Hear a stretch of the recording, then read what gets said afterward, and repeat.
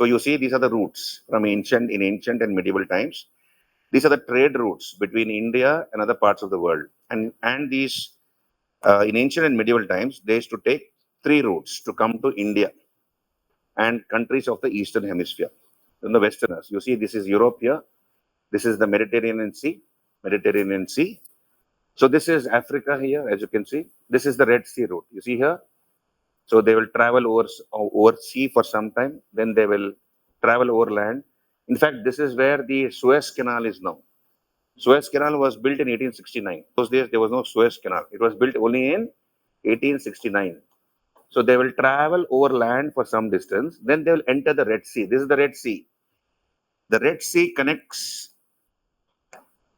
the Suez Canal connects the Mediterranean Sea to the Red Sea, isn't it? It connects the Mediterranean Sea to the Red Sea. So they will travel over land for some distance, the Europeans, then they will enter the Red Sea, then they'll come to India. Okay, they'll come to India. This is called Red Sea route. Then we have another route, Persian Gulf route. You see here, they will travel over sea, in the Mediterranean Sea, then they will travel over land like this, enter the Persian Gulf. This is the Persian Gulf. And then they'll come to India. This is called the Persian Gulf route. And then we have the overland route, like the way Alexander came. You remember 326 BC, Alexander, even before the establishment of the Mauryan Empire, Alexander came to India, winning everything on the way. He was from Greece, Macedonia and Greece. So he comes like this, via Iraq, via Iran. He comes like this, and then comes to India up to the river Bias. So these are the 3 routes which existed in ancient times between India and the West. Are you clear till here? Hello? Okay. So whenever you have any doubt, please stop me and ask me. Otherwise, I'll be going in a flow. Just ask me. So there were 3 routes: the Red Sea route, then we have the Persian Gulf route, and the overland route via Constantinople. You see, which is Constantinople? This is Constantinople. Identified with modern Istanbul. In Turkey now. It is in Turkey, Istanbul. Old name is Constantinople.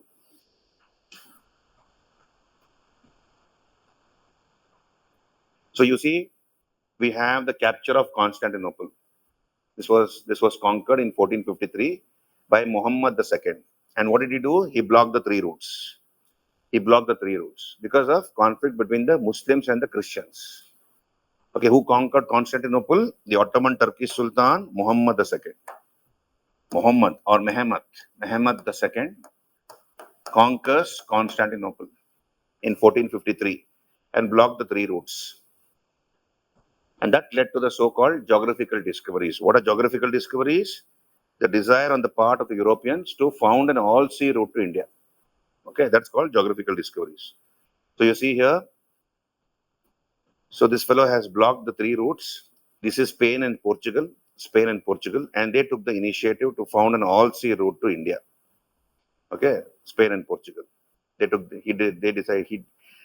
at the head of the Atlantic Ocean. You have the Atlantic Ocean here. So they decided to take an all-sea route to India, to found an all-sea route to India, a new route, so that nobody stops them on the way. Did you understand? Hello? Okay. So this is Greece. This is how Alexander came to India, like this. Okay, winning everything on the way, and he comes to India. Right. So Portugal and Spain, these are called Iberian countries. Portugal and Spain, they took the initiative. This is the Iberian Peninsula. Okay. You see here? Spain and Portugal, and they took the initiative to found an all-sea route to India. And so here, you see, you have Portugal financing the voyage of a person called Bartholomew Dias. There was a Portuguese king called Henry the Navigator. So there was a Portuguese king called Henry the Navigator. I'm coming to this, hold on. So he came up to the tip of Africa. Bartholomew Dias. I have to get used to these controls here. Just hold on, please.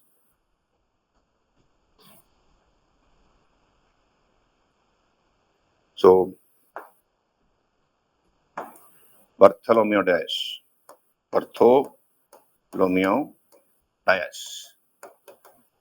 So he comes to the tip of Africa here. there was a storm. He was financed by the King of Portugal. His name was Henry the Navigator. Henry the Navigator. So in 1488, Bartholomew sails like this. You can see this arrow mark. He comes to Guinea and then he comes all the way to the tip of Africa. He got caught in a storm. He could not round off the cape. So he marks this place on his map as Cape of Storms and he goes back. Henry had died. By the time he went back, Henry had died, and you have a new king called John II. So John, when he came to know from Bartholomew Dias what had happened here, he renamed this place as the Cape of Good Hope, even though that name stands, Cape of Good Hope, a hope of future endeavor of the Portuguese in this direction. Okay, are you clear till here? Hello, yes or no? Portugal was the first country to try to found an all-sea route to India. Henry the Navigator, the King of Portugal, finances the voyage of Bartholomew Dias, who comes up to the tip of Africa.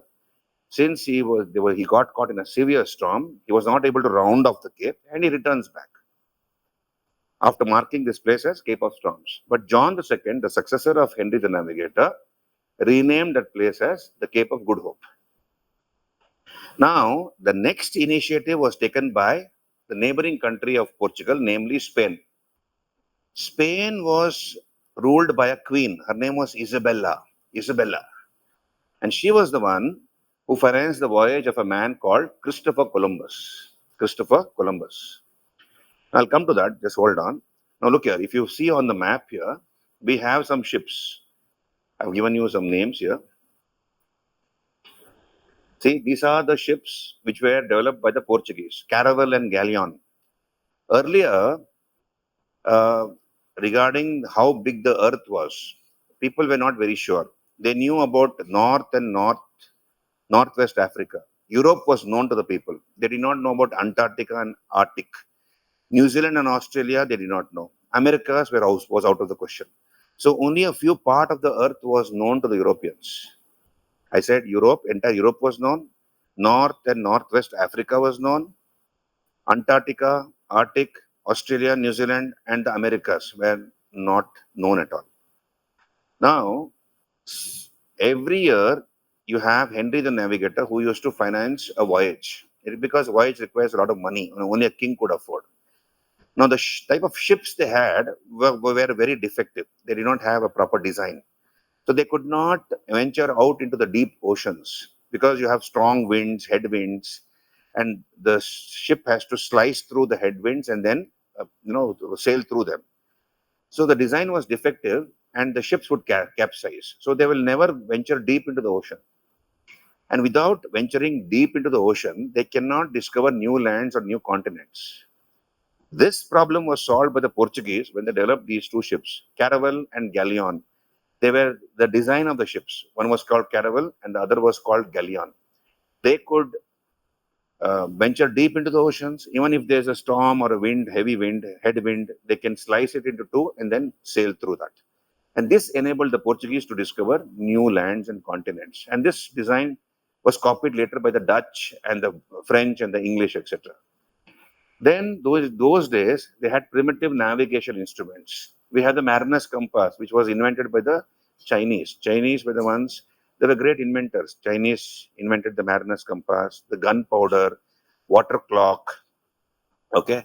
And then whatever the world is following, the method of making silk, that is the Chinese method of making silk. So all these were invented by the Chinese. And the Arabs who used to travel throughout the world took this knowledge of mariner's compass and introduced it to the Europeans. So they knew about the mariner's compass, which would show north and south. When you know north and south, you obviously know east and west. This is the astrolabe on the right side here. So with that, they could know the height of the star in the night sky, in the horizon. And then this is the cross staff, through which they could know the height of the sun in the day. So with these primitive navigation instruments, these sailors, navigators used to navigate the deep oceans those days with very primitive instruments.